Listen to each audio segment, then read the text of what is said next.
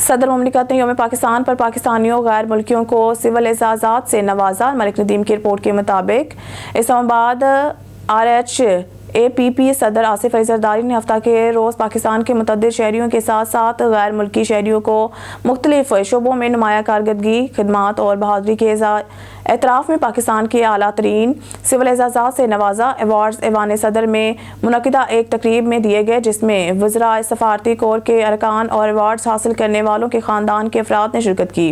नदीम की रिपोर्ट के मुताबिक सैयद इरफान रज़ा ने 25 मार्च 2024 को शाया किया। तकरीबन 1 घंटा पहले अपडेट किया गया। इस्लामाबाद वज़ीर आज़म शहबाज शरीफ ने काम को हिदायत की है कि रिकॉर्डिक सोने और तांबे के कानकनी के मनसूबे के कारकुनों के लिए और मनसूबे की जगह से ग्वादर बंदरगाह तक लॉजिस्टिक्स और ट्रांसपोर्ट के लिए फुल प्रूफ सिक्योरिटी को यकीनी बनाया जाए। वज़ीर आज़म ऑफिस ने इतवार को एक बयान में कहा है कि मिस्टर शरीफ ने यह हिदायत लाहौर में रिकॉर्डिक प्रोजेक्ट पर इजलास की सदारत करते हुए जारी की।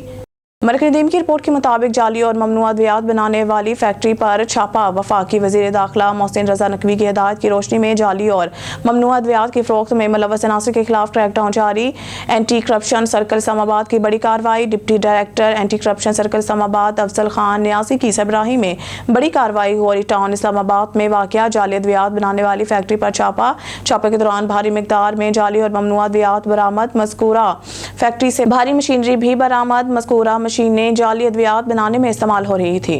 मलिक नदीम की रिपोर्ट के मुताबिक रावलपिंडी पुलिस का पतंग फरोशों के खिलाफ क्रैकडाउन जारी। 4 मुल्ज़मान गिरफ्तार, 340 पतंगे और डोरे बरामद। मुकदमा दर्ज। पतंगबाजी जानलेवा खेल है। पतंगबाजी और हवाई फायरिंग करने वाले मुल्ज़मान कानून की गिरफ्त से नहीं बच सकते।